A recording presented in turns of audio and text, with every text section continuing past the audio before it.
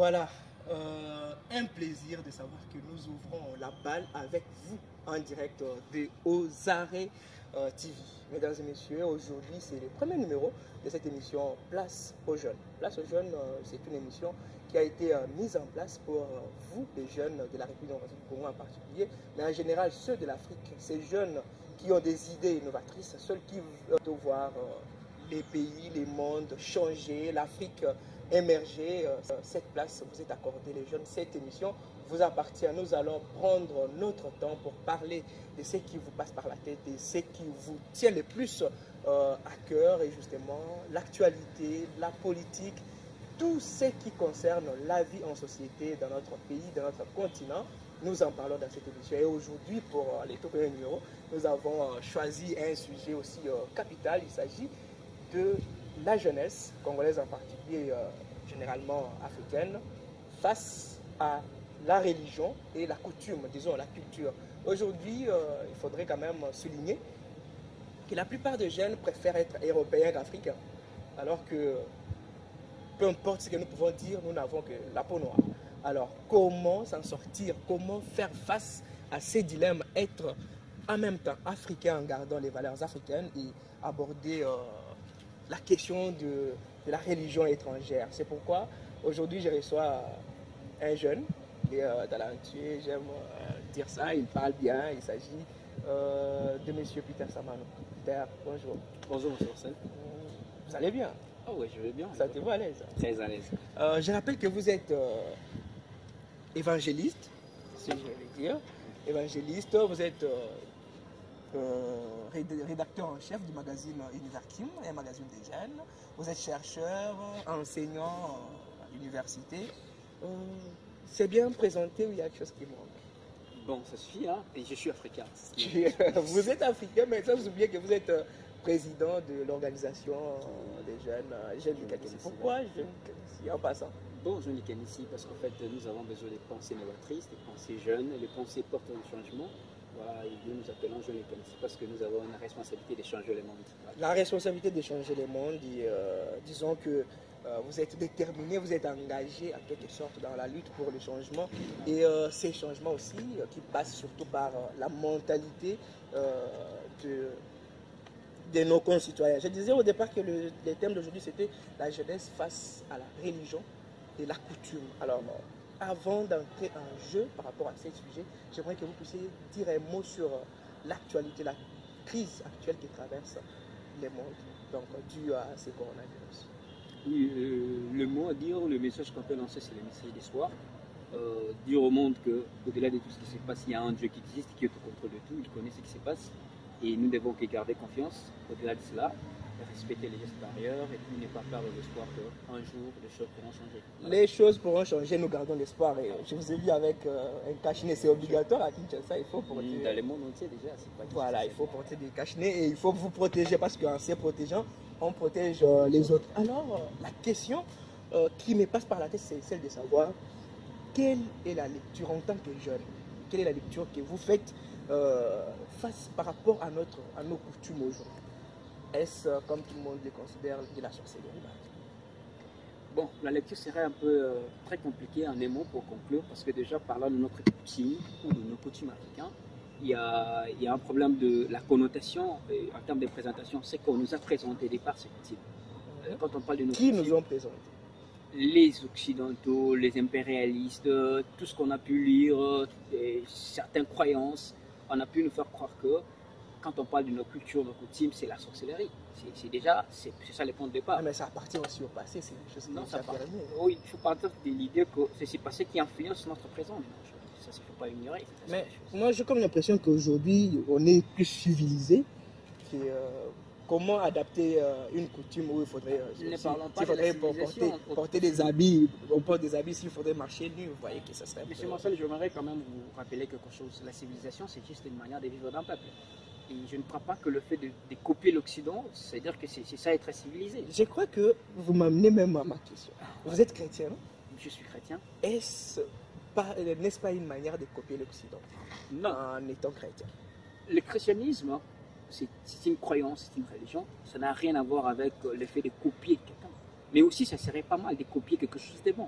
Ah, là, vous dites que c'est quelque chose de bien parce que ça concerne la religion. Je Non, savais qu'on pas allait forcément. y arriver. Non, pas forcément. Je peux dire que c'est l'attitude de tous les jeunes aujourd'hui.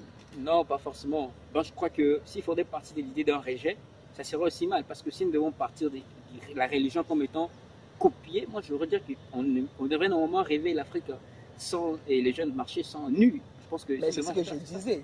C'est ce que je disais que n'est-ce pas que nos coutumes appartiennent au passé? C'était la question que j'avais posée. Si on devrait commencer à marcher nu, par exemple, aujourd'hui, Alors, ce sera- là, vous m'amenez à faire une lecture équilibrée, dans le sens que déjà de part, la civilisation européenne ou occidentale et nos valeurs à nous, il faudrait qu'il y ait l'équilibre. C'est-à-dire, nous devons prendre le bon côté de chaque aspect et le mettre au juste milieu pour se mettre au centre du développement. Voilà, C'est mais comme ça que quel est le bon côté de notre coutume? Parce que, disons, la phrase qui est un peu trop, qui revient souvent quand on est chrétien, c'est euh, Jésus-Christ a déjà tout ôté sur la croix, il n'y a plus de condamnation, disons, il n'y a plus de lois. Alors que nos coutumes, en les regardant, c'est plus des lois et non, des non, interdits. même dans la Bible, même dans l'ensemble des spiritualités, il y a des lois. Le problème ici, c'est à quel niveau? Parce que quand on parle aujourd'hui de nos coutumes, c'est comme je dis au départ, l'idée et la présentation qu'on nous affiche, c'est ce qui est mauvais. Mais s'il faut partir de qu'est-ce qu'il faut prendre comme valeur, moi je me dis que aujourd'hui, Dieu déjà, en créant l'humanité, en créant le monde, il a fait une répartition géographique. Dans chaque continent, il a mis un peuple avec ses principes et ses valeurs. Et le développement de chaque peuple dépend du respect de ses principes.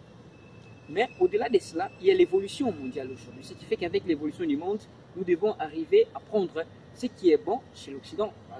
Par exemple, l'éducation, la technologie. Mais une technologie qui, depuis que nous apprenons en Europe, depuis que nous ne voyons pas toujours, je peux dire, une évolution significative de cette... En Afrique, En Afrique, c'est ce que je dis. tout dépend maintenant de l'utilisation. Comment nous utilisons la technologie? Je vous donne l'exemple. Vous avez un téléphone.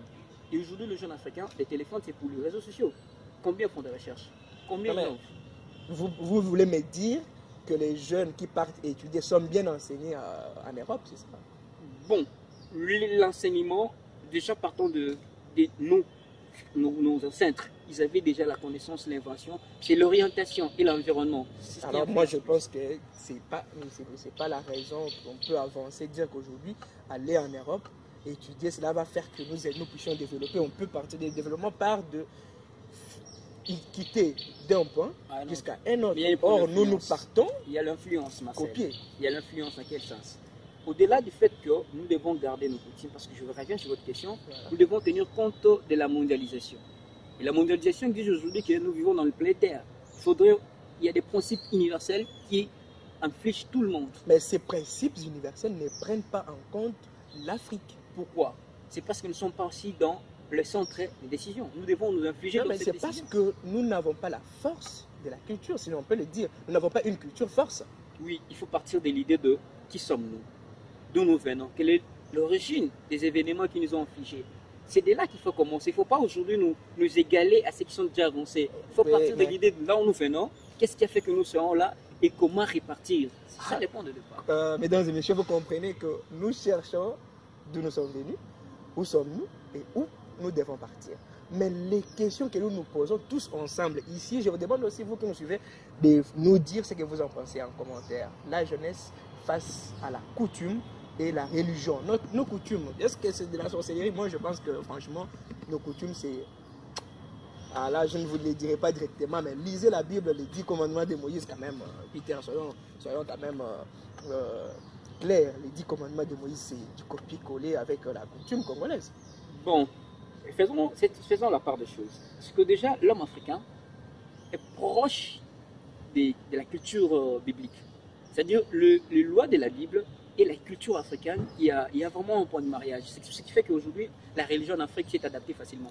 Non, mais C'est comme ça qu'il faut dire. j'allais dire que quand on dit qu'elle s'est adaptée facilement, ça revient à ce qu'on dit souvent que entre tout ce que l'homme blanc a apporté en Afrique, la seule chose que les Africains pratiquent mieux, c'est la religion. Pas forcément, aujourd'hui tu es journaliste, ça ne vient pas de toi, ça vient de l'Occident.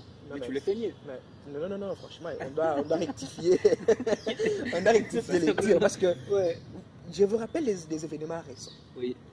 Au Niger, l'Afrique de l'Ouest, les jeunes ont manifesté, les jeunes musulmans ont manifesté leur colère parce qu'on a fermé les mosquées. Ils devaient aller prier, les ramadans et autres. Alors qu'en ce moment même, en Arabie, à la Mecque, la plus grande mosquée de l'islam a été fermée. Les gens sont restés à la maison. Comment se fait-il que l'origine même, à l'origine même, là où l'islam est parti, on respecte les gestes barrières, on reste à la maison, la mosquée est fermée. Mais en Afrique, les gens se plaignent, ils sortent en route, marche de colère. Ça Oui, ne pas. sur cet aspect des choses, je peux quand même dire que vous avez raison de faire cette lecture. Mais il y a un problème qui se passe. Aujourd'hui, si l'Afrique est ancrée plus côté religion, c'est parce que, je peux dire aussi, il y a un problème de manque à faire. Il y a des gens qui n'ont pas de boulot, ils n'ont rien à faire. Mais si aujourd'hui, vous avez au moins l'équilibre en termes de répartition des temps, tu pars au travail, tu vas voir que beaucoup de gens ne vont pas se donner à passer du temps inutilement dans la religion. Alors, si vous dites ça, vous revenez à... C'est monsieur qui a dit que la religion, c'est l'opium de la société. Une sorte de drogue.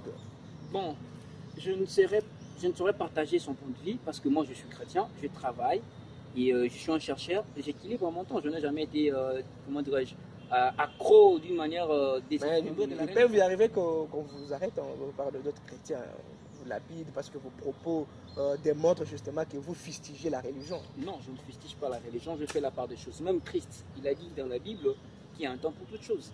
Mais quand il y a un temps pour toutes choses, alors la religion va à l'encontre de la coutume congolaise. Non, pas forcément.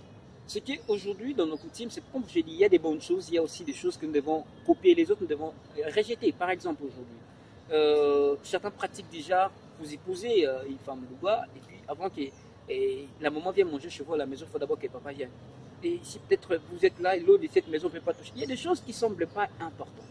Il y a d'autres, on peut accepter, il y a d'autres, on peut se dire qu'aujourd'hui, ça ne vaut pas la peine que ça puisse être là. Oui, mais dans ce sens, lorsque vous voyez un papa mondélé avec ses enfants et la maman nue autour de la piscine en train de se laver, vous trouvez ça c'est normal. Je n'ai jamais été parmi ceux qui partagent ce point de vue, dans le sens qu'il y a l'acculturation et il y a aussi la protection de certaines valeurs culturelles. Mais nos valeurs, c'est là où, s'il vous plaît. Ce qui est valeur pour l'Occident n'est pas forcément valeur pour l'Afrique. Oui, s'il vous plaît, je voulais que vous puissiez mettre vraiment l'accent, qu'on puisse rester vraiment à ce niveau de valeurs. Ouais. Mais quelles sont nos valeurs africaines qui doivent être mises en évidence? C'est ça le problème. L'humanisme, la solidarité, le socialisme, okay, le respect de la nudité.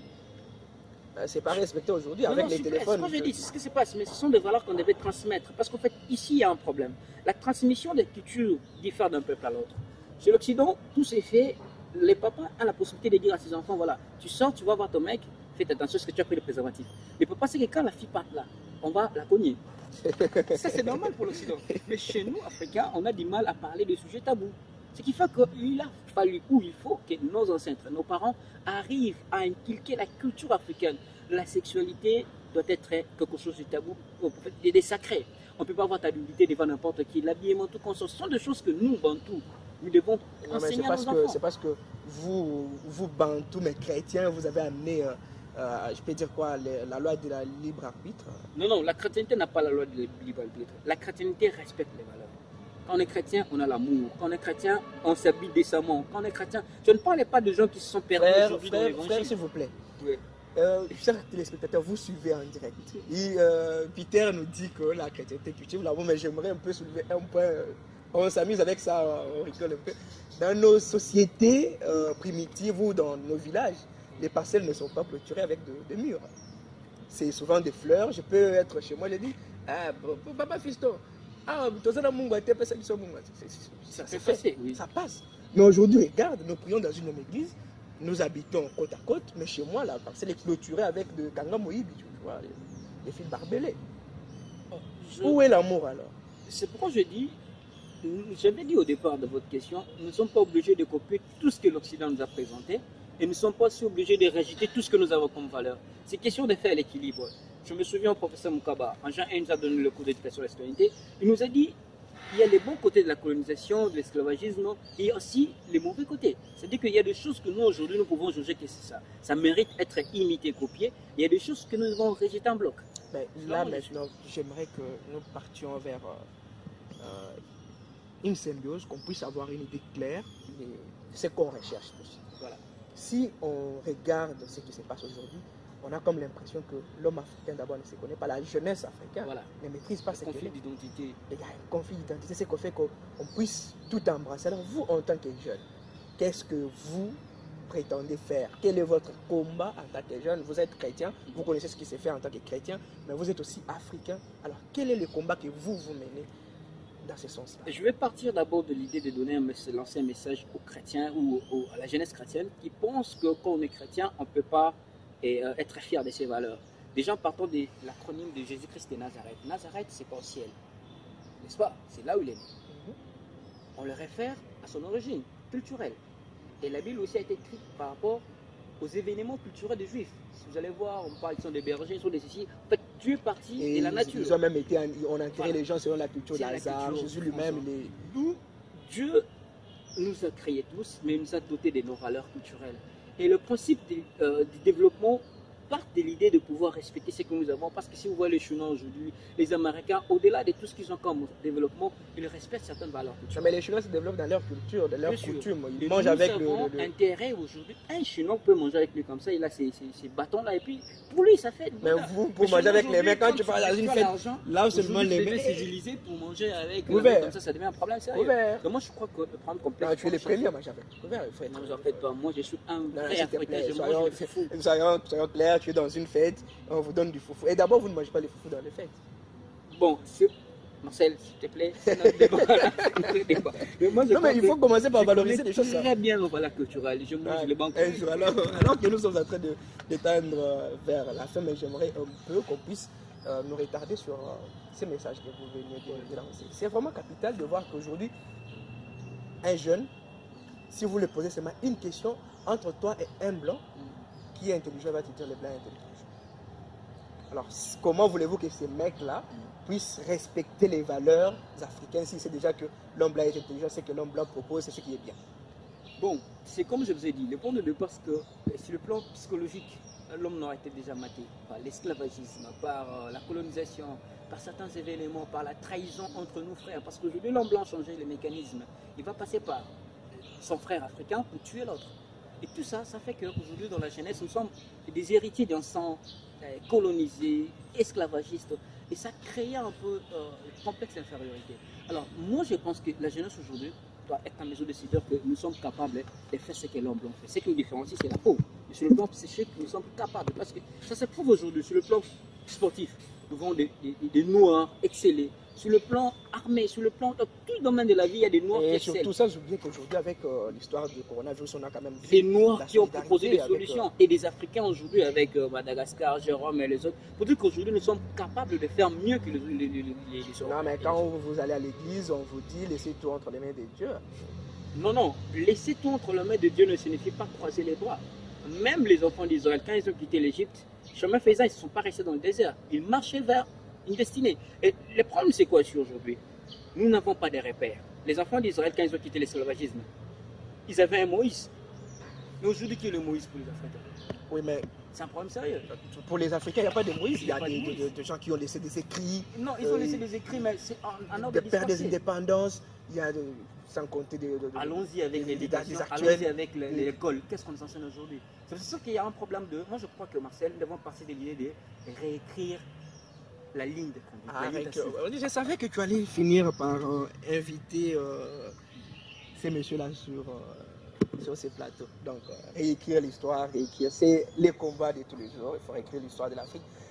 Il y a un activiste qui dit l'Afrique ne pourra plus être ce qu'elle était, mais elle ne doit pas devenir ce que les autres veulent qu'elle devienne. Cela ne sera possible que si la jeunesse est éveillée, consciente et qu'elle se bat pour les valeurs africaines.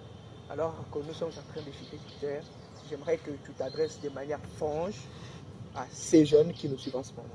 Si c'était à refaire, qu'est-ce que tu commencerais par changer? Si c'était à refaire, qu'est-ce que je commencerais par changer? Je commencerais par mettre d'abord clôturer la parcelle. Parce que j'aimerais d'abord couvrir notre nudité africaine. C'est-à-dire, au-delà de ce qui nous ronge à l'intérieur, il ne faudrait pas que l'extérieur voit notre nudité. Il faut commencer d'abord par consolider l'unité africaine. C'est-à-dire que tout noir est mon frère. Au-delà du fait qu'il ait tel pays, promouvoir l'unité africaine. C'est-à-dire que nous sommes les descendants des mères coupées, nous sommes les descendants de ceux qui ont perdu leur vie à cause de nos richesses. Et si nous arrivons à nous aimer, à promouvoir l'unité, l'amour, au-delà de ça, parce que l'amour au-dessus de tout. D'autres choses en interne, nous allons commencer à arranger entre nous. les linges sales, on va les laver en Afrique. Mais devant l'Occident, devant l'étranger, nous devons mettre d'abord notre barrière. Que l'homme ne puisse pas avoir accès à nous mater, à nous instrumentaliser au détriment de nos frères. C'est ça le point de départ. Voilà, je vous dis au revoir, mais avant de nous quitter, n'oubliez pas de vous abonner à la chaîne en activant aussi la cloche des notifications pour ne pas rater nos prochaines vidéos. D'ici là, continuez à commenter et à nous dire ce que vous pensez de ces sujets. Nous nous retrouvons à la prochaine. C'est parti.